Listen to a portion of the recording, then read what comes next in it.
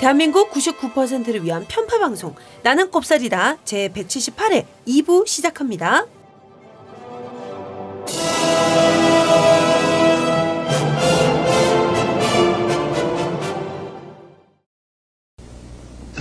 찬바람이 싸늘하게 졸라 추워. 날이 추워지면 따끈하게 국밥. 그러다 더 추워지면 어떡하죠? 그렇다면 화끈하게 인삼삼. 가지산과 소백산의 절묘한 하모니. 인삼 국밥 합체! 겨울 별미 인삼 돼지국밥이 출시되었습니다. 으슬으슬 맹맹할 때 인삼 한 뿌리로 추위 날려버리는 건 어때요? 추위 파이어! 그리고 푸짐한 이벤트도 준비하고 있으니 많은 사랑 부탁드려요. 주문 전화 010-9625-3900 직영 쇼핑몰은 한글 주소 가지산몰.com입니다. 골반 잡자 바로 잡자 바디로직. 선띠 오빠 요즘 몸매가 왜 이래요? 진짜 나이 먹은 거 티네요. 아니 무슨 나 아직 젊다고. 이 배는 사실 고민이긴 해. 근데 배가 나와서 그런가 요즘 허리도 아프고. 아직도 바디로직 몰라요? 저 오다리 때문에 바디로직 입었는데 다리가 싹 붙잖아. 골반 좌우 상하 균형을 딱 맞춰줘서 통증만 좋아지는 게 아니라 저처럼 몸짱 될 수 있다고요. 진짜로? 와 그런 걸 혼자만 알고 있었어? 정말 밉다. 근데 이름이 뭐라고? 바디로직. 우리 통증 바로 잡자 바디로직. 몸매 교정 바로 잡자 바디로직. 자세가 좋아지는 골반 교정 타이즈 바디로직. 검색창에 골반 교정 바디로직. 삐딱한 남성 골반 허리에도 역시 바디로직입니다. 바디로직의 효과를 못 느끼셨다면 100% 환불해드립니다. 자세한 환불 조건은 홈페이지를 참조하세요. 저는 개구먼경 곽현아송연구소 곽소장 곽현아고요. 은하계 최고의 그냥 전문가 선띠 선대인 소장님 그리고 은하계 최고의 중국 전문가 윤재웅 선대인 경제연구소 중국 경제센터장님과 함께하고 있습니다. 자, 오늘 낙곱살 178에서는요. 세계 공장에서 이제는 혁신의 중심으로 발돋움하고 있는 중국의 현재 그리고 미래에 관련된 얘기 나눠보고 있는데요. 자, 낙곱살 제178회 2부 본격적인 주제 얘기로 들어가기 전에 낙곱살 2부에 광고를 제공해 주신 고마운 분들을 제 매력적인 목소리로 소개해 드릴게요. 나는 곱살이다 2부와 함께하는 바디로직 리포머 팬츠. 자, 바디로직 리포머 팬츠를 저만 입어본 게 아니라 소장님도 입고 있고요. 작가님도 입고 있고 소장님 사모님도 입고 있습니다. 네, 저희 다 입고 있습니다. 네, 낙곱살 멤버 전우는 물론이고 가족까지 입고 있는 바디로직 리포머 팬츠인데요. 저희 작가님이 사실 매주 주말마다 집회 나가시잖아요. 세월호 행사 데모하러 다니시는 분이신데 근데 무릎이 안 좋으셨대요. 그래서 그동안에 허리도 아프고 무릎도 아프고 막 이러셨는데 대박입니다. 이 바디로직 리포머 팬츠를 입고 행진을 했더니 다리가 붓지 않았고 허리가 아프지 않았다는 정말 진실된 후기가 있었습니다. 정말 진짜로요. 네. 이거 진짜인가? 네. 그래서 왜냐면 진짜야? 저희 낙곱살 멤버 중에서 효과를 제일 크게 보고 계신데 내가 대단한데요? 보기에는 작가님이 평소에 이 자세가 안 좋았나 봐. 그랬던 것 같아. 자, 걷기 운동 많이 하시는 분들, 자세 교정 원하시는 분들, 바디로직 리포머 팬츠 주목해 주시고요. 다음 방송에는 이 선 소장님과 사모님의 후기 한번 들어보도록 할게요. 여러분 기억해 주세요. 바디로직 리포머 팬츠입니다. 자, 연말연시면 송년회다 신년회다 술자리가 아주 많은데요. 자, 좋은 사람들과 시간을 갖는 건 너무 좋은데 단 한 가지, 이 숙취, 해장이 문제잖아요. 근데 저는 걱정이 없습니다. 왜냐고요? 저희 집 냉동실에는 가지산 돼지국밥이 있거든요. 진짜 이거 해장에 정말 베리굿이야. 내가 진짜 술을 많이 먹는 사람으로서 제가 가지산 돼지국밥은 정말 땡큐를 외치고 싶어요. 네. 2018년 1월 12일 정오 주문권까지 특별 이벤트로 풍기 인삼을 매주 3분씩 4주 동안 보내주시는 거. 네. 제가 애정하는 이 가지산 인삼 돼지국밥은 추가 상품에서 인삼 추가하시면 인삼 돼지국밥으로 업그레이드 해주신다고 하니까요. 네, 전화 주문 010-9625-3900 또는 직영 쇼핑몰 www.가지산몰.com에서 주문하실 수 있습니다. 아, 근데 이거 진짜 맛있어요. 네. 먹어봤어요. 나도. 네, 너무 맛있어요 이거. 나 사실 지금 저녁을 이걸로 먹고 왔어. 아, 그래요? 네. 그래서 지금 좀 졸린 거예요? 지금 약간 배가 아니. 부르고 지금 막 등 따시고 지금 배부르니까 지금 깨! 빨리. 뭘? 내가 네. 눈 번쩍 뜨고 있는데 왜? 볼펜으로 찌르고 싶어. 자 그러면 갈산 돼지국밥 진짜 맛있어요. 근데. 근데 이거 그리고 후기도 너무 좋더라고요. 좋은 건 뭐냐면 요즘 제가 바빠서 이렇게 밥을 오래 먹을 시간이 없는데 후룩 해서 이렇게 좀 빨리 먹을 수가 그리고 있더라고. 든든하고 이 원 자재가 너무 네. 좋은 재료들을 써서 굉장히 좋습니다. 여러분 네. 가지는 돼지국밥 꼭 한번 드셔보세요. 자, 낙곱살의 광고를 원하시는 분요. 이메일 주소 naggopsal@gmail.com 낙곱살@gmail.com으로 문의 주시면 아주 친절하게 안내해 드릴게요. 자, 2부에서는 주로 미래에 관련된 얘기를 함께 나눠볼게요. 자, 일단은 제조업 중심 그리고 값싼 노동력을 무기로 하던 경제 체제에서 이제는 서비스, ICT, 공유 경제를 무기로 하는 경제 체제로 옮겨가고 있는 이런 변화 정말 분명해 보이는데요. 자, 근데 제가 최근에 본 기사가 하나 있는데요. 사실 지금 중국의 ICT나 그 스타트업 생태계도 결국은 알리바바와 텐센트가 쥐고 있다. 스타트업도 결국 이 두 기업한테 투자를 받거나 뭐 인수가 되거나 이게 결국은 성공이나 실패를 가르는 기준이 되고 있다. 이런 건데요. 그러니까 이 알리바바, 텐센트라는 이 두 개의 공룡이 ICT와 스타트업을 장악하는 구조로 흐르고 있다. 근데 저도 이런 얘기 굉장히 많이 들은 게 뭐 어떤 기업이 뭐 성공했다 그러면 다들 그 좀 읽다 보면은 뭐 텐센트에 뭐 투자를 받았다 뭐 이런 식의 기사가 나오더라고요. 그래서 이제 중국에선 더 이상 이런 거대 기업이 나올 가능성이 없다. 왜냐하면 이 두 개의 공룡이 장악을 하고 있기 때문에 이런 결론이 나오던데 센터장님은 어떻게 보세요? 제가 볼 땐 이것도 굉장히 중국에 대해서 오해를 하고 있는 건데요. 아, 그래요? 네, 마치 알리바바와 텐센트가 우리나라 재벌처럼 뭐 중소기업의 기술 빼먹고 뭔가 착취하고 있다 뭐 이렇게 뭐 접근하고 있는 것 같은데 사실 그렇지가 않습니다. 네. 이들 회사는 알리바바나 텐센트는 기본적으로 플랫폼 기업이에요. 플랫폼 기업. 플랫폼 기업이라는 거에 주목할 필요가 있는데 플랫폼 회사라는 거는 그 안에 참여하고 있는 회사들이 커질수록 함께 커지는 상생의 구조를 갖고 있거든요. 그래서 알리바바, 텐센트에 있던 이런 플랫폼이 워낙 크기 때문에 그 안에서도 얼마든지 거대 기업들이 나오고 있고 실제로 나오고 있습니다. 그리고 알리바바, 텐센트도 자신들의 플랫폼의 경쟁력이 이런 어떤 새로 들어오는 어떤 기업들과 얼마나 시너지 효과를 낼 수 있는지에 따라서 결정되기 때문에 이런 기업들을 적극적으로 유치해서 키우려고 엄청나게 노력을 하고 있습니다. 그리고 이렇게 해서 커진 기업들 중에 알리바바, 텐센트의 우산에서 벗어나서 독자적으로 규모를 키운 회사들도 많고요. 아, 그렇군요. 이게 무조건 두 양대 기업의 투자를 그 두 기업만 부각된다고 해서 우리가 너무 우려할 부분은 아니다라는 말씀이신 것 같은데요. 네, 그리고 또 많은 분들이 알리바바, 텐센트가 마치 제로섬 게임을 하고 있는 것처럼 보고 있는데 이것도 아닙니다. 아시는 분은 아시겠지만 중국의 최대 공유 자동차 기업이 이제 띠디추싱이잖아요. 근데 띠디추싱이라는 게 사실은 사람들이 몰라요. 어떻게 알아? 그 중국판 우버. 그게 띠디추싱이야. 중국판 우버도 사실 잘 몰라. 우버. 네네. 그러니까 우버는 아실 거예요. 우리 방송을 들으시는 우버는 분들은. 카카오 택시 우리 카카오 택시를 생각하시면 되는데 카카오 택시를 부르면 택시 운전사가 오잖아요. 근데 우버나 디디추싱은 이걸 부르면 자기 차를 가진 운전자가 옵니다. 그렇죠. 네. 네네. 네, 근데 이 띠디추싱이라는 게 사실은 알리바바가 투자한 콰이디다처라는 공유 자동차랑 텐센트가 투자한 띠디다처란 공유 자동차 두 개가 2016년에 합병해서 만든 회사입니다. 그러니까 두 회사가 같은 영역에서 좀 불필요한 과잉 투자를 하기보다 우리가 차라리 합쳐서 시너지 효과가 날 것을 보고 이렇게 이런 어떤 합병 결정을 했는데요. 이것처럼 이렇게 라이벌처럼 보이는 기업들이 중국에서는 굉장히 협력하는 경우가 많습니다.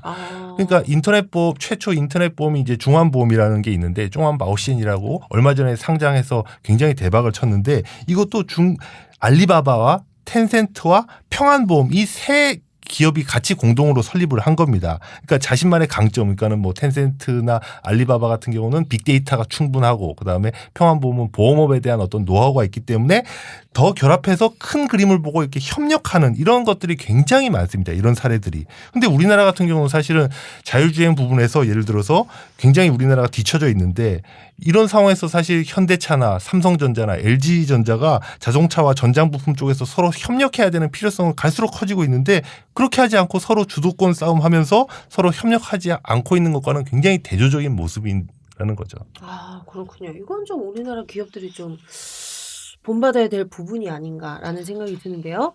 자, 그렇다면 앞으로 중국에 좀 유망하게 떠오르는 분야는 또 뭐가 있을까요?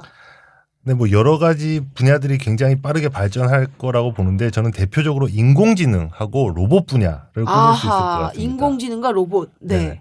왜냐하면 앞서 말씀드린 것처럼 중국에서 이렇게 발전하는 기업들이 보통 플랫폼 기업들이 굉장히 많습니다. 알리바바라든지 텐센트라든지 바이두도 마찬가지고 이렇게 플랫폼 기업들이 발전한다는 건 그만큼 자연스럽게 어마어마한 빅데이터가 축적된다는 걸 의미하거든요. 그래서 이 빅데이터를 효과적으로 인공지능을 통해서 분석해서 최적의 어떤 그 결과를 실행할 수 있는 이런 어떤 산업들이 굉장히 빠르게 발전을 하고 있습니다. 예를 들어서 알리바바 전자상거래에서 물건을 사면 그걸 신속하게 이제 고객한테 배송을 해야 되는데 상품 추천에서부터 검색, 뭐 결제, 물류 배송까지 이걸 최적화하기 위해선 인공지능이 굉장히 필요한 거죠. 근데 한국에서도 그런 거 있잖아요. 저 얼마 전에 검색했던 게 자꾸 팝업창에 떠요. 네네. 그런 거. 근데 그런 거는 이제 굉장히 어떻게 보면 초보적인 단계의 어떤 그런 이미 오래전부터 아마존부터 그렇군요. 했던. 그러니까 예를 들어서 뭐 광군제 아시잖아요. 독신자이나 네네. 11월 10일 날. 그 이번에 2017년도 광군제에서 하루에 한 28조 원 정도의 어떤 매출액을 알리바바 기록했는데 대박이다. 네. 사실 이거 제품 상담만 해도 어마어마한 업로드가 걸리잖아요. 네. 근데 여기서 인공지능 쇼핑 도우미인 그 알리 샤오미가 폭주하는 어떤 제품 상담 업무의 한 80%, 90%를 다 이 인공지능이 다 스스로 이렇게 상담을 했어요. 오, 그래요? 그러니까 사람이 해주는 게 아니라. 우와. 그러니까 이렇게 단기간에 하루에 28조짜리 어떤 매출이 가능한 겁니다. 그래서 이런 것처럼 굉장히 인공지능을 이용한 이런 어떤 이런 전자상거래뿐만 아니라 결제 이런 것들이 거의 생활에서 거의 이제 일상화가 이미 되어 있습니다. 그리고 또 로봇 분야도 굉장히 성장 가능성이 높은데요. 왜냐하면 중국은 이제 지금 생산 가능 인구가 지금 줄어들면서 노동력이 굉장히 부족해지고 있습니다. 그래서 고령화도 빨리 진행되고 있고 그래서 이것을 대체할 수 있는 산업용 로봇 수요가 굉장히 빠르게 늘고 있는데 아시는 것처럼 지금 중국은 인건비가 계속 올라가면서 많은 이제 기업들이 베트남이나 인도네시아 그러니까 넥스트 차이나를 찾아가지고 이전하는 것도 이런 어떤 인건비 부담 때문에 이렇게 있는 측면이 많거든요. 그래서 이런 어떤 산업 공동화 현상을 막기 위해서도 중국이 이런 로봇을 굉장히 도입을 빨리 하려고 하고 있고 또 더 이상 이제 어떤 저임금에 의존한 이런 저부가가치 제품이 아니라 기술 집약적인 어떤 제조업을 육성하는 데 있어서 미세 공정이 좀 많은 어떤 첨단 산업에 로봇이 반드시 필요하기 때문에 로봇 산업을 굉장히 육성하기 위해서 노력을 하고 있습니다. 아, 진짜 말씀을 들으면 들을수록 이제 중국 무시하면 안 되겠네요. 막 짝퉁 만들고 뭐 이러던 나라의 이미지가 아니네요. 자, 근데 중국 경제에서 이 정치가 차지하는 비중이 무척 높잖아요. 네. 네, 이 좌우하는 부분이 무척 많은데 그래서 이 정치 쪽의 문제도 관심이 가질 수밖에 없는데 근데 일단 작년 가을에 19차 당대회를 계기로 시진핑 1인 지배체제가 구축이 됐다. 네, 이런 기사가 많았습니다. 그래서 저는 이걸 보고 오히려 좀 정치적인 부분이 굉장히 좀 더 안정화되고 좀 굳건화되는 부분이 있지 않나라는 생각이 들었는데 당분간 이 상태로 쭉 가겠죠. 이 시진핑 주석은 어떤 정책을 중점적으로 밀고 갈까요? 네. 네, 지금 말씀하신 것처럼 그 19차 당대회에서 이렇게 어떤 1인 지배체제가 딱 공고화됐기 때문에 여기서 사실 상무위원부터 각 지역의 어떤 당서기까지 시진핑 계열의 인물들로 완전히 이제 물갈이가 이루어졌습니다. 그래서 이런 어떤 권력 장악을 바탕으로 해서 본격적으로 시진핑 색깔의 어떤 정책들이 나올 것 같은데요. 그러니까 어떻게 보면 좀 정치적인 측면에서 보면 권력이 너무 집중화돼서 좀 권위주의 체계가 강화되는 것이 아니냐 뭐 이런 우려가 있는 것도 사실이지만 아까 말씀드린 대로 거시경제 운용이나 산업정책 측면에서는 좀 더 효과적으로 정책을 집행할 수 있는 어떤 정치적인 여건이 마련됐다는 측면이 굉장히 있습니다. 그래서 중요한 것은 이렇게 강화된 권력으로 중국이 어떤 방향으로 나갈 것인지를 우리가 파악하는 게 먼저 중요한데요. 간략히 말씀드리면 저는 올해 중국이 세 가지의 집중할 것으로 보입니다. 이 세 가지는 뭐냐면 금융 실물 경제의 리스크를 방지하는 것, 그리고 빈곤을 퇴치하는 것, 그리고 마지막으로 환경 보호가 이 세 가지인데요. 우선 부동산 버블이라든지 아까 말씀드린 주식시장의 변동성을 막기 위해서 지난해와 마찬가지로 굉장히 좀 긴축적인 통화 정책과 함께 관리 감독을 강화할 것으로 보입니다. 그리고 이렇게 빈곤 퇴치를 위해서 최저임금을 올린다든지 아니면 그 이민들의 어떤 주거 환경을 보존하기 위해서 임대주택을 늘리는 방식을 굉장히 추진하고 있고, 마지막으로 환경 보호를 위해서 산업 구조조정, 그러니까 막 그런 오염물질을 많이 배출하는 그런 산업들을 구조조정을 계속하고 전기차라든지 이런 친환경 산업을 육성하는 것에 굉장히 힘을 쓸 것으로 보입니다. 사실 중국 현지에서는 사드 보복보다 더 무서운 게, 이것만큼 사실 무서운 게 환경 규제라는 이야기가 있거든요. 아, 그래요? 예, 왜냐하면 사드 보복은 사실 한중 관계가 회복되면 어느 정도 완화될 수 있지만 이 환경 규제는 이게 비가역적이에요. 이게 완화되는 게 아니라 갈수록 강도를 강화되고 세지고 있기 때문에 지난해만 해도 한 18,000개 기업이 영업정지가 당하거나 그 벌금 처분을 받을 정도로 중국 정부가 지금 굉장히 환경 규제를 강화하고 있어서 중국에 진출한 한국 기업들도 이런 오염물질 배출이라든지 여러 가지 규제에 걸려갖고 정말 좀 경영난을 겪고 있는 그런 케이스들이 굉장히 많이 있는 걸로 알고 있습니다. 그렇군요.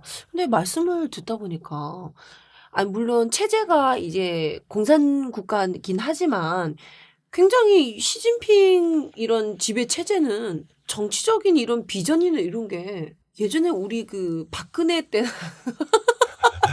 박근혜 최순실 그분들에 비하면 너무나도 지금 올바르게 박혀 있는 거 아니에요? 네, 그러니까 중국의 정치 체제의 또 다른 특징 중에 하나가 장기 계획, 장기 청사진을 갖다가 미리 발표하고 그거를 갖다가 일관되게 집행을 한다는 것입니다. 변동이 없이. 그렇죠, 네네. 그러니까 네. 그걸 일관되게 정책을 미리 청사진을 밝혀놓고 집행을 하기 때문에 그 정책에 대한 어떤 신뢰도가 굉장히 높습니다.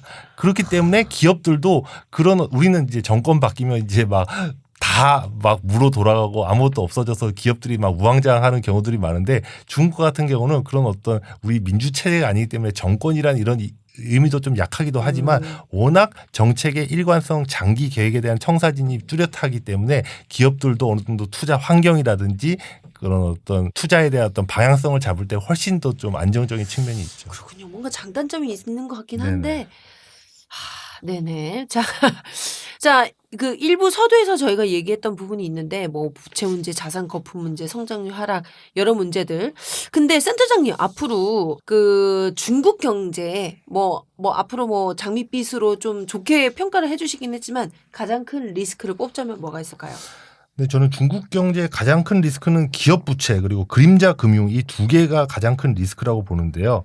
중국은 워낙 이제 그 국영기업 중심의 어떤 투자에 집중하다 보니까 기업들의 부채가 GDP 한 160% 정도로 올라올 정도로 굉장히 위험 수준까지 높아졌습니다. 그래서 이것 중국 정부의 과제는 이런 어떤 과도한 부채를 연착륙시키면서 어떻게 새로운 성장 산업을 키워내는지가 하여튼 중요한 과제가 될 것 같고요. 그림자 금융 문제도 사실 심각한데 이 그림자 금융이라는 거는 사실 관리 감독 기관의 어떤 규제를 받지 않고 이렇게 재무제표에 이렇게 제대로 기록도 안 되고 대출 투자되는 이렇게 상품을 의미하는데 이게 2013년에 한 33조 위안 규모였는데 2016년에는 거의 2배인 64조 위안까지 증가를 했습니다. 이게 GDP의 한 80에서 90% 정도 될 정도로 엄청나게 큰 규모인데 인민은행이나 이런 감독 기관에서 관련 규제도 강화하고 이런 추세에 있어서 올해 특히 중소형 은행들을 중심으로 좀 이런 규제에 따른 어떤 충격이 일부 좀 가시화되지 않을까 이렇게 우려하고 있습니다. 그렇군요. 아, 참. 이 나라는 뭐가 다 세, 단위가. 네.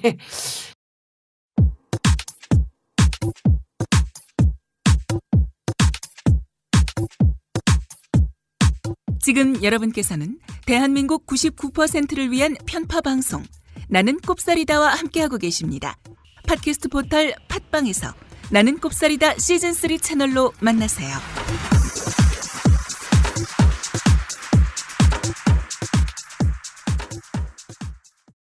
자, 근데 이제 중국 바로 옆에 있는 우리나라 한국의 얘기를 해야 될 것 같은데 사실 이제 궁극적인 얘기죠. 이제 중국이 이런 상황인데 우리는 어떻게 해야 되냐. 네. 근데 선택 오빠 전부터 이 한국의 주력 산업이 중국에 위협받을 거다. 이런 얘기 계속 해오셨는데 현재 상황으로 봤을 때 어느 정도 지금 위험한 상황입니까? 얘기해 주세요. 중국의 웬만한 품목에서는 뭐 거의 다 따라잡혔다고 사실 봐야죠. 중국한테. 네. 그러니까 이미 뭐 해운, 조선, 철강 뭐 이런 쪽은 아직 기술력에서는 우리가 조금 뭐 앞서지 않았나 뭐 이렇게 이야기할지 모르겠으나 기본적으로 뭐 매출 규모라든지 양적인 측면에서는 이미 뭐 중국이 거의 모든 부분에서 압도를 하고 있고요. 뭐 남아있던 게 그나마 이제 뭐 자동차 또 우리 이제 뭐 스마트폰 이런 거였는데 자동차의 경우에도 현대 기아차가 우리가 지난번 뭐 자동차 특집 관련해서 이렇게 할 때 뭐 이야기를 했었지만 뭐 중국 시장의 이제 그런 변화들을 제대로 따라잡지 못하면서 특히 SUV가 이제 계속 성장하는 그 국면에서 우리가 계속 이제 세단 종류의 그런 이제 차들을 그것도 이제 새로운 모델을 내지도 못하고 그런 식으로 대응하면서 사실 현대 기아차 비중이 이제 중국 시장에서 굉장히 많이 줄어들었거든요. 그러면서 이제 그 자리를 중국의 토종 SUV 업체들이 굉장히 이제 많이 치고 올라오는 이런 상황이 됐고 뭐 전기차는 우리가 사실은 오히려 뭐 아까 뭐 비아디 이야기도 했습니다만 오히려 전기차는 우리가 뒤지고 있다는 느낌이 너무나 확연하고요. 그다음에 스마트폰 같은 경우는 뭐 예를 들어서 2014년 정도까지만 해도 삼성 제품의 그 시장 점유율이 중국 시장 점유율이 한 20%가 넘었어요. 근데 이제는 3%도 안 되는 수준으로 떨어져 버렸습니다. LG 스마트폰은 아예 존재감 자체가 없어져 버렸어요. 그러니까 그 시장 전체를 이제 거의 다 뭐 중국의 스마트폰 업체들이 다 차지하고 있는 상태가 됐고 반도체 정도만이 이제 삼성이 여전히 이제 좀 뭐 리드하고 있는 상황이죠. 근데 아까도 뭐 잠깐 말씀드렸지만 지금 상태에서 이런데 이제 혁신 능력이라는 측면에서 이제 그대 앞으로 혁신 기업들이 뭐 한국이나 중국에서 얼마나 성장할 거냐 이걸 비교를 해보면 10년, 20년 후는 사실은 중국에서 한국보다 훨씬 앞서 나가는 기업들이 많이 생길 것 같다는 걱정이 생기는 거죠. 물론 이제 한편으로는 그래서 한국이 또 그런 거대 기업으로 성장하는 이제 중국의 그런 알짜배기 기업들하고 또는 성장 가능성이 높은 기업들하고 협력하면서 거기에서 이제 또 새로운 기회를 뭐 찾아야 되긴 합니다만 중국이란 뭐 우리의 이제 그 산업 경쟁력 측면에서 볼 때 이미 사실 뭐 멀지 않은 시점에 이미 중국이 우리를 능가할 가능성이 상당히 높다 이런 저는 생각이 듭니다. 사실. 너무 슬퍼요. 네, 무섭기도 하고요. 네. 근데 그 한편에서는 또 이런 비관론이 있긴 있어요. 뭐 인구, 자본 그 규모가 한국과는 차원이 다른데 뭐 시간이 이제 뭐 아까 말씀하셨지만 뭐 중국이 이제 뭐 지금 거의 다 따라잡았다. 근데 이제 중국이 다 추월한다. 우리는 몰락한다. 몰락한다까지는 아니고. 너무 심한가? 그럼 몰락할 수밖에 없다. 뭐 비슷한 얘기인 것 같은데. 하여간 우린 중국한테 따라잡힐 것이다. 이미 거의 따라잡힌 것 같은데. 약간 이런 식의 시각은 센터장님 어떻게 생각하시나요? 네, 말씀하신 것처럼 분명히 위기인 게 맞습니다. 일단 우리 주력 산업이 일단 모두 다 힘들어졌고요. 2000년대 중반부터 철강, 석유화학, 자동차, 조선, 스마트폰 이 순서대로 사실 중국한테 추월을 당했거든요. 이제 남은 거는 반도체랑 올레드 같은 디스플레이 일부 품목인데 사실 말씀하신 것처럼 그 전기차라든지 태양광, 드론, 뭐 인공지능 이런 미래 먹거리 산업에서는 이미 중국이 우리나라를 이미 앞질러 갔습니다. 아이고야. 그 상황이 이런데도 사실 우리는 중국의 기술력이나 산업 구조 변화를 너무나 좀 간과하는 게 아닌가 이런 우려가 드는데요. 중국 혁신에 관한 기사들이 요즘에 굉장히 많이 뜨는데 이런 기사들에 달린 댓글을 보면 여전히 중국은 짝퉁이다. 뭐 하여튼 이런 식으로 폄하하는 것 일색입니다. 위기를 저는 위기로 인식을 해야 되는데 여전히 어떤 기존의 어떤 통념의 시각으로 중국을 보고 있는 게 참 좀 안타까운 마음이 들고요. 사실 우리가 이렇게 중국을 평가절하할수록 사실 중국에게는 시간을 벌어주고 있는 겁니다. 우리가 중국에 대해서 제대로 대비할 어떤 시간도 없고 자원을 이렇게 분배를 하지도 못하기 때문인데요. 사실 이게 단적인 예로 저는 샤오미가 예전에 나왔을 때 우리가 대륙의 실수라고 했잖아요. 네, 저는 맞아요. 이렇게 시화를 딱 했을 때부터 우리나라가 지금 중국을 바라보는 시각을 단적으로 보여준다라고 생각했습니다. 너무 잘 모르고 있구나. 네. 그러니까 샤오미는 지금 세계 3대 유니콘 기업 중에 하나고요. 3위예요. 3위. 그리고 많은 사람들이 그냥 샤오미를 스마트폰 제조회사라고 생각하는데 샤오미는 단순히 스마트폰 제조회사가 아니라 모바일 플랫폼을 중심으로 AI 스피커라든지 TV, 드론 이런 거대한 전자를 모든 부분을 아우르는 거대한 생태계를 만드는 굉장히 혁신적인 기업이에요. 그리고 스마트폰도 한때는 어려웠지만 지금은 이제 완전히 회복해갖고 중국 시장 탑5 안에 들고 있고요. 삼성전자는 이미 8, 9위로 밀려났고 그다음에 인도 시장도 굉장히 빠르게 성장하고 있는데 인도 시장에서는 이제 삼성전자를 거의 따라잡고 이제 판매량 1위를 지금 넘보고 있는 그런 상황까지 올라온 기업입니다. 아, 그렇구나. 이 얘기를 들으면 들을수록 막 등에 식은땀이 나네요. 근데 아니 중국에 가서 사업을 제대로 하고 싶어도 너무 힘들잖아요. 환경이. 뭐 예를 들어서 이마트는 최근에 중국에서 사업을 접고 그 이유가 중국에 사업하기 너무 힘들다. 중국 진출하려면 현지 기업하고 합작해야 되는데 뭐 합작하려고 하니까 기술 다 빼먹고 뭐 나중에 손 끊고 뭐 안 그러면 기술 다 뺏기고 우린 보호 못 받고 쫓겨나고 이런 비판이 있는데 그러면 이제 뭐 중국 어떻게 해야 되나요? 우리는 멀리서 이렇게 손가락만 이렇게 빨아야 되나요? 어떻게 해야 돼요? 근데 그 요즘에 중국에서 정말 사업하기 힘들다 이런 사실 여론이나 기사들이 굉장히 많이 나오고 특히 그 사드 보복이 이제 맞아요. 본격화되면서 그런 맞아요. 문제들이 굉장히 많이 제 주변 분들은 그래서 중국 사람이랑 결혼해야 된다. 이런 얘기도 뭐. 하더라고요. 재혼해야겠다고. 네네. 그래서 근데 특히 저는 사드 때문에 뭐 중국 사업이 어려워졌다고 하는데 이거는 전형적으로 원인과 결과를 잘못 파악한 거라고 저는 생각합니다. 아, 그래요? 네네. 왜냐하면 중국에서 삼성 스마트폰 시장 점유율이 하락한 게 2013년부터거든요. 네. 사드 훨씬 전부터고요. 현대자동차는 이미 몇 년 전부터 로컬 중국 자동차가 주도하는 SUV 트렌드에서 뒤처지면서 고전을 면치 못하고 있었고 이마트는 이미 중국에서 철수를 결정을 했잖아요. 그런데 이마트는 2010년 이후로 지속적으로 점포 수가 줄어들고 있었어요. 그러니까 이건 사드의 문제가 아니라 뭔가 구조적으로 한국 기업들의 경쟁력이 약화되고 있다는 걸 의미합니다. 제가 이제 이마트랑 롯데마트 케이스를 딱 좀 설명을 드릴 텐데요. 지금 중국은 워낙 전자상거래 시가 알리바바, 마윈 이것처럼 전자상거래가 발달이 돼 있다 보니까 백화점이나 대형 마트 같은 이런 오프라인 매장은 완전히 죽을 쓰고 있습니다. 그리고 여기에 더해서 이제는 아예 온라인과 오프라인을 통합한 신소매란 개념까지 나오고 있는데요. 이게 허마셴성이라는 신선식품 이렇게 회사가 있는데 이게 알리바바 마윈 회장이 투자한 회사인데 이 회사는 뭐 하는 거냐면 알리페이로 이렇게 물건을 사면 천장 궤도로 그 소비자가 산 물건이 궤도에서 자동으로 같이 움직여요. 어머나. 움직인 다음에 그 고객이 이제 가게를 나가면 그대로 해가지고 완전히 신선 냉동된 상태에서 집까지 배송되는 이런 완전히 선진화된 어떤 물류 시스템을 갖다가 갖췄거든요. 그래서 네. 저는 이처럼 빠르게 지나는 유통 트렌드에 적응하지 못해서 이마트와 롯데마트가 중국 시장에서 어려워진 거지 사드는 단순히 그냥 약간 이런 추세를 조금 가속화한 촉매제에 불과하다. 이렇게 울고 보고 있습니다. 싶은데 그냥 뺨 맞은 격이라는 네네. 거죠.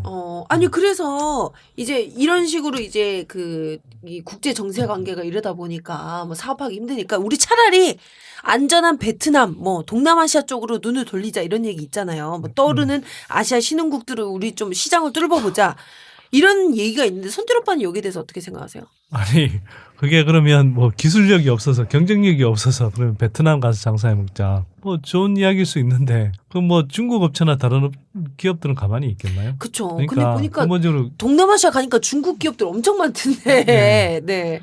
혁신의 능력, 뭐 경쟁력 이게 사실 더 중요한 이야기겠죠. 뭐 물론 다양한 시장을 개척하는 건 뭐 그대로 이제 중요한 이야기인데 중국에서 밀려나니까 베트남 가서 시장을 찾자. 너무 좀 단편적인 생각이네요. 어떻게 뭐 본다면. 종로에서 뺨 맞고 어디 가서 화풀이 하는 것도 아니고. 제가 잠깐 첨언을 하자면 베트남이나 인도네시아 물론 이런 신흥 시장들이 넥스트 차이나로 주목을 받고 있는 건 맞고 있지만 말 그대로 넥스트 차이나입니다. 그러니까는 중국 시장의 규모에 아직 정말 못 따라가고 있고 그러니까 중국 시장에서 잃는 이익을 상쇄할 정도의 이익을 얻기에는 사실 굉장히 좀 차이가 있고요. 또 선 소장님 지금 말씀을 잘 해주셨는데 지금 중국 기업들이 가장 적극적으로 진출하는 곳이 바로 동남아시아 시장이에요. 그래요. 인도네시아 뭐 고잭이라는 그러니까 혁신 기업들의 알리바바 텐센트가 전부 다 투자해가지고 거기에 있는 모바일 결제 시스템이라는 거를 중국식의 어떤 시스템을 다 이식한 다음에 엄청난 빅데이터를 통해서 동남아 시장을 자신의 자신들의 글로벌화하는 전초기지로 삼고 있는 게 동남아 시장이거든요. 그래서 우리나라 한국 기업들이 중국 기업 무서워서 동남아 시장으로 도망갔다가는 아마 완전히 현지화된 중국 기업의 어떤 기술력을 이식받은 현지 기업들과 아마 맞닥뜨리게 될 겁니다. 한마디로 삽질. 네. 사실은 그 뭐 싱가포르, 말레이시아 같은 데가 대표적이긴 하지만 이미 중국의 학교 자본들이 굉장히 많이 높은 장악력을 갖고 있는 데잖아요. 그렇죠. 지금 동남아 전체가 사실은 그런 학교 자본의 영향이 되게 막강한 데예요. 근데 이제 그게 사실 중국의 이제 본토 기업들하고 이제 친화력이 굉장히 높은 거죠. 이런 기업들이 이미 동남아 시장에서 이제 활약하고 있고 중국이 당연히 그 시장을 노린다고 하면 전반적으로 이게 중국만이 아니라 동남아 전체가 사실은 거대한 중화 경제권이라고 볼 수 있는 거예요. 사실 그런 걸 노리고 이제 뭐 중국이 2년 전에 뭐 아시아 뭐 인프라 개발 은행 뭐 이런 것들도 이제 구축하고 했던 거거든요. 그런 연장선상에서 보면 사실은 지금 어마어마하게 큰 중국 경제권, 중화 경제권이 사실은 동남아까지 포함해서 지금 형성되고 있는 단계라고 볼 수도 있는 거죠.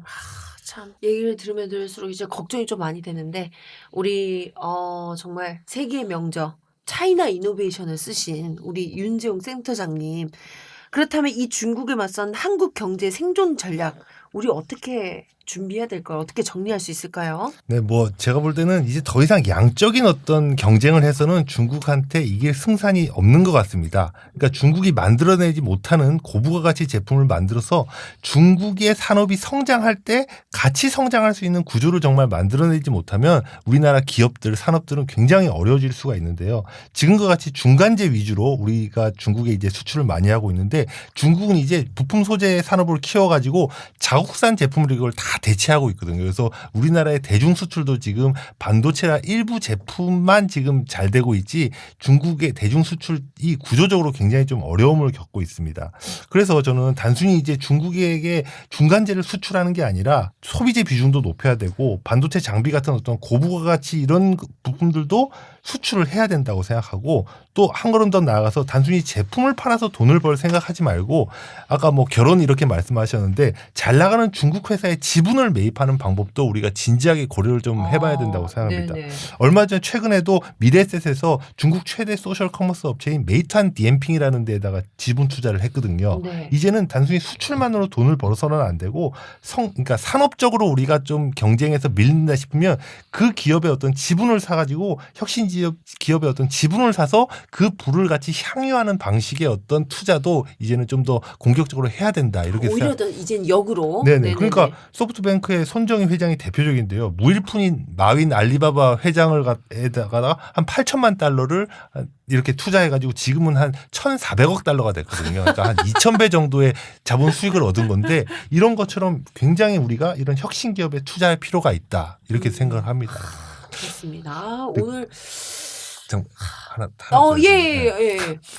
마지막 대충의 책을 아니요. 너무 좋아요. 알찬 얘기. 그리고 저는 이 기업뿐만 아니라 정부 차원에서도 한 가지 좀 말씀드리고 싶은데 진짜 규제를 제가 볼 때는 정말 과감하게 풀어야 됩니다. 이 혁신 산업이 못 크는 데는 기업들이 좀 저기 하는 것도 있지만 정부에서 사실 정부의 탓도 굉장히 크거든요. 네. 그러니까 지금 한국의 규제 시스템은 사회주의 국가인 중국보다도 더 사업을 하기 어렵게 만들어 놓은 게 많습니다. 그래서 다 허용을 하되 안 되는 것만 정하는 그러니까 네거티브 규제 시스템으로 전환을 해야 되고 정부도 좀 더 스마트하게 이제 자기가 직접 뛰어들어서 플레이어가 되지 말고 좀 건강한 어떤 창업 생태계가 구축되게 이제 정말 도와야 된다고 이렇게 생각합니다. 그래서 저는 기업들이 중국의 혁신 기업들을 벤치마킹 할 뿐만 아니라 정부도 중국 정부로 좀 벤치마킹할 필요가 있다고 보는데요. 단적인 예로 중국이 전기차 산업을 어떻게 육성하는지를 우리 정부가 좀 배워야 된다고 생각합니다. 중국이 처음에 전기차 산업을 육성할 때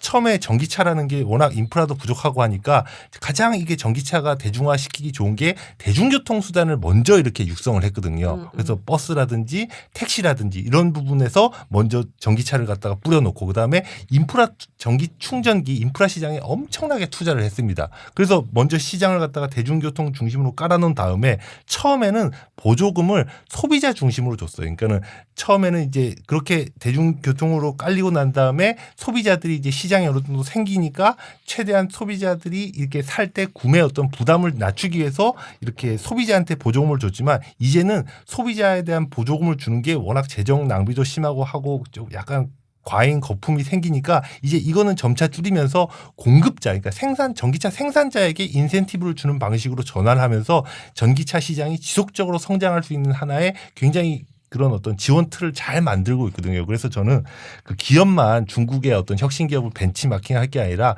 정부의 어떤 정책들도 중국의 어떤 이런 사례들을 좀 적극적으로 벤치마킹할 필요가 있다 이렇게 생각합니다. 제가 이렇게 얌전히 끝내려고 했는데 규제 풀자고 하니까 사실 규제 풀자는 얘기는 저기 자한당이나 조중동에서 굉장히 좋아하는 얘기거든요. 뭐 그런 규제 똑같은 규제 말씀하시는 건가요? 규제 풀자는 얘기? 갑자기 왜 이렇게 공격적이야? 나 지금 제가 좀 이제 설명을 드릴 텐데 우리는 제가 볼 때는 규제가 있어야 할 때는 규제가 없고 규제가 좀 없으면 좋은 데는 규제가 너무 많아요. 아하. 그러니까 이게 근데 잘 보면 가진 자들, 있는 자들 중심의 규제 체계가 만들어져 있는 거예요. 예를 들면 소비자한테 또는 국민한테 필요한 건강이라든지 안전이라든지 또 환경이라든지 뭐 에너지 절약이라든지 뭐 이런 것들과 관련해서는 규제가 너무 약해요. 그게 이제 우리 지난번에 했던 그 살균제 사태 뭐 이런 이제 사태를 불렀던 거고요. 근데 반면에 이제 기존에 뭐 거대 기업들 이제 대기업들이 진치고 있는 이런 쪽은 사실은 기존의 기업들이 사실은 성장하기 좋도록 또 그런 독과점 구조를 형성해서 이렇게 살아가기 좋도록 각종 규제가 쳐져 있는 거죠. 그래서 뭐 아까 이제 우리 금융결제와 관련해서도 액티브엑스 이런 것들이 사실은 굳이 필요하지 않은데도 계속 그게 온전해 있는 거잖아요. 그래서 우리가 이런 모바일 결제 시장이 전 세계적으로 굉장히 빠르게 성장하고 있는데도 불구하고 그런 것들이 제대로 성장을 하지 못하고 있는 거죠. 기존에 그냥 액티브엑스 그거 깔아놓은 업체들한테는 계속 가만히 앉아서 돈 벌도록 만들어주고 있고 이런 시스템들이 있는 거예요. 그래서 지금 윤재영 센터장이 이야기하는 거는 그러니까 뭐 국민이나 소비자의 그런 이제 도움이 되는 그런 규제를 철폐하자는 게 아니라 그런 건 오히려 강화해야 되고 정말 스타트업 기업들, 혁신 기업들이 성장하고 도전할 수 있도록 하는 그런 규제들은 사실 과감하게 좀 풀자는 이야기죠. 저도 그런 방향에서는 대체로 찬성합니다. 그렇군요. 우리는 너무 반대로 하고 있다. 네, 진짜 규제 풀어야 할 때 풀고 정말 좋아야 할 때는 좀 제대로 좀 규제를 해야 되지 않을까라는 생각이 듭니다. 저희 아빠 선대인과 뜻을 같이 하는 몇 분이 힘을 모아 서민들을 위한 주거 정보 앱 집코치를 만들었습니다. 자신에게 맞는 집을 찾을 때 이젠 집코치와 상의하세요. 구글 플레이 스토어에서 집코치로 검색해 다운받을 수 있습니다. 우와!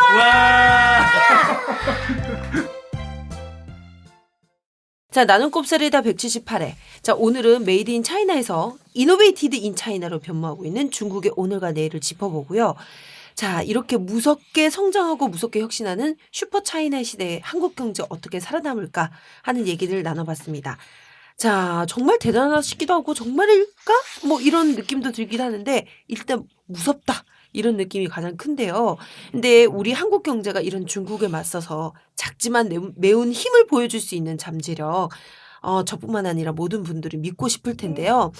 자, 정신 바짝 차리고 차이나 이노베이션 시대를 오히려 우리 경제의 혁신을 앞당기는 계기로 삼는다면 정말 위기를 기회로 만드는 결과가 되지 않을까 싶습니다. 자, 오늘 여러 가지 좋은 말씀 들려주신 은하계 최고의 중국 전문가 선den경제연구소 윤재웅 중국경제센터장님 진심으로 감사드립니다. 네, 자 그리고 은하계 최고의 그냥 전문가 선된 오빠께도 감사드리고요. 전 지금까지 곽현아 수학연구소 곽소장 곽현아였습니다. 지금까지 들어주셔서 감사합니다. 다음에 또 만나요. 안녕. 와.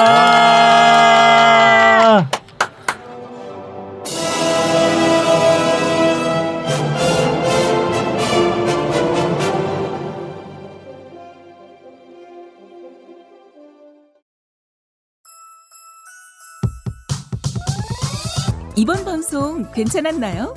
작별의 여운 이렇게 표시해 주세요. 다운로드하기, 댓글 달기, 구독하기, 별점 주기. 더 좋은 방송 만들어 달라는 약속 이렇게 응원해 주세요. 다운로드하기, 댓글 달기, 구독하기, 별점 주기. 기억하셨죠? 다운로드하기, 댓글 달기, 구독하기, 별점 주기.